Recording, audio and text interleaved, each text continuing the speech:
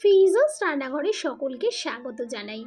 আজকে খুব সুন্দর একটা রেসিপি নিয়ে আপনাদের সামনে হাজির হয়েছি। আজকে দেখাবো খুবই সহজভাবে, খুবই অল্প উপকরণে আর খুব অল্প সময়ে আপনারা কিভাবে বাড়িতে মটর পনির রেসিপি করতে পারেন, সেটাই আজকে আপনাদের সঙ্গে শেয়ার করব। চলুন তাহলে রেসিপিটি শুরু করা যাক। এখানে আমি 200 গ্রাম পনির নিয়েছি। পনিরটাকে আমি আমার পছন্দ অনুযায়ী কেটে নিচ্ছি। আপনারা আপনাদের পছন্দ অনুযায়ী কেটে নিতে পারেন। আমি যেমনটা পাতলা চওড়া যেরকম রাখতে চাই আমি সেইভাবে সুন্দরভাবে কেটে নিচ্ছি। আপনারা চাইলেও এইভাবে স্কোয়ার করে কেটে নিতে পারেন। তো আমি এরকমভাবে পনিরগুলো কেটেছি। তো সমস্ত পনির একটা বাটির মধ্যে নিয়ে নিলাম। এইবারে প্রথমে আমি কাজু বাদাম কিছু নিয়েছি। কাজু বাদামকে সামান্য একটু জল দিয়ে এর একটা পেস্ট তৈরি করে নেব। পেস্ট রেডি হয়ে গেছে। এইবারে আমি পনিরটাকে একটা অন্য বোলের মধ্যে ট্রান্সফার করে নিলাম আর দিয়ে দিলাম কুসুম কুসুম গরম জল, যাতে এই গরম জলটা পনিরের মধ্যে দিলে পনিরটা নরমও থাকবে আর ফ্রিজ থেকে যেহেতু বার করা সেহেতু নর্মাল টেম্পারেচারেও চলে আসবে। আর এখানে তেলের মধ্যে দিয়ে দিলাম গোটা জিরে। এবারে দিয়ে দিচ্ছি চপড করে রাখা পেঁয়াজ। আমি এখানে বড় বড় দুটো পেঁয়াজ ইউজ করলাম।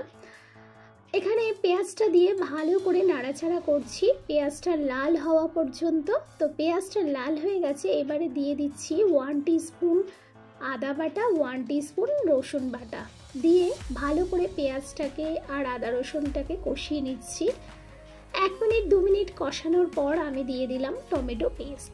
টমেটো পেস্টটা দিয়েও ভালো করে কষিয়ে নিতে হবে যাতে সমস্ত মশলার কাঁচা গন্ধগুলো চলে যায়। তো আমি ভালো করে পেঁয়াজ টমেটোগুলোকে কষিয়ে ফেলছি। এইবারে আমি যাতে পেঁয়াজগুলো তাড়াতাড়ি নরম হয়ে যায় তার জন্য দিয়ে দিলাম লবণ স্বাদ মতো। লবণটা দিয়ে আবারও ভালো করে নাড়াচাড়া করে দিচ্ছি। এইবার আমি দিয়ে দিচ্ছি এখানে 4 থেকে 5টার মতো কাঁচা লঙ্কা কুচি। আপনারা যদি ঝাল বেশি খেতে চান সেক্ষেত্রে একটু লঙ্কার পরিমাণটা বাড়িয়ে দিতে পারেন।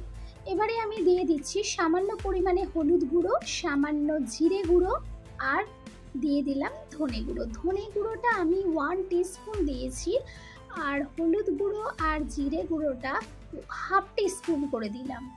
আর দিয়ে দিলাম এখানে 1 teaspoon Kashmiri red chilli powder দিয়ে আবারও ভালো করে নাড়াচাড়া করে মশলাটাকে কষিয়ে নিচ্ছি। 2-3 মিনিটের মতো মশলাটা কষানোর পর আমি দিয়ে দিলাম জল। জলটা দেওয়ার পর ভালো করে নাড়াচাড়া করে একটু মশলাটাকে ফুটতে দেব।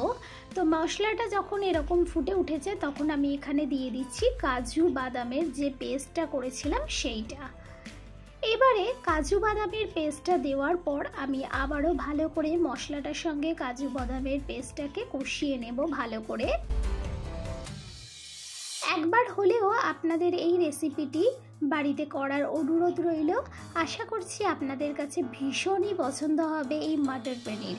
আর এখন বাজারে অ্যাভেলেবেল মটরশুঁটি, আপনারা বাড়িতে অবশ্যই একবার ট্রাই করতে পারেন। তো এবারে দিয়ে দিয়েছি মটরশুঁটিগুলো। এই মটরশুঁটিগুলো 2-3 মিনিটের মতো মশলার সঙ্গে কষিয়ে নিতে হবে। মটরশুঁটিগুলো 2-3 মিনিটের মতো কষানো হয়ে গেছে আর এখন মটরশুঁটি থেকে তেল ছাড়তে শুরু করে দিয়েছে, আপনারা দেখতেই পাচ্ছেন। এবারে আমি এখানে দিয়ে দেব পরিমাণ মতো জল। যতটা আমার এই পনির রান্নাটা করতে লাগবে ততটা জল আমি এখানে অ্যাড করে দিলাম। এইবারে দিয়ে দিচ্ছি কিছুটা কসুরি মেথি, হাত দিয়ে একটু গুঁড়ো করে নিলাম। এইবার এখানে দিয়ে দিচ্ছি সামান্য একটু চিনি।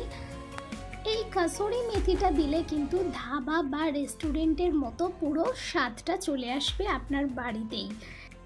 ভালো করে মটরটা কষানো হয়ে গেছে 2-3 মিনিটের মতো। এইবারে দিয়ে দিচ্ছি পনিরগুলো দিয়ে খুব আলতোভাবে কিন্তু এটাকে নাড়াচাড়া করতে হবে। বেশি ঘাটাঘাটি করলে পনিরগুলো ভেঙে যাওয়ার চান্স, সেহেতু নিচে থেকে খুব আলতো করে চারিদিকে ঘুরিয়ে দিলে খুব সুন্দরভাবে পনিরগুলো গোটা গোটাও থাকবে আর ভালোভাবে রান্নাও হয়ে যাবে।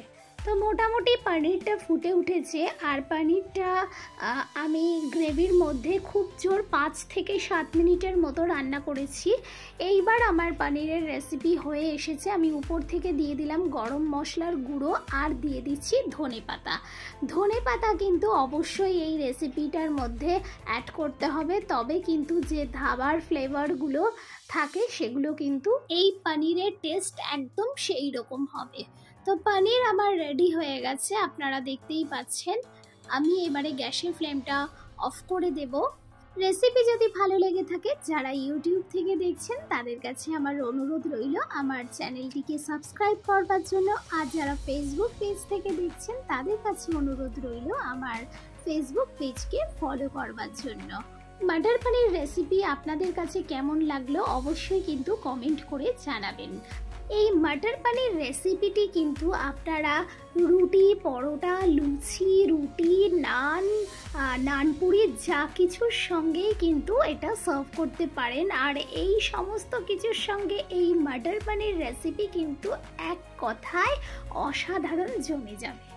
আপনারা একবার হলেও কিন্তু বাড়িতে ট্রাই করুন, নইলে কিন্তু এই লোভনীয় দৃশ্যটির স্বাদ আপনারা পাবেন না।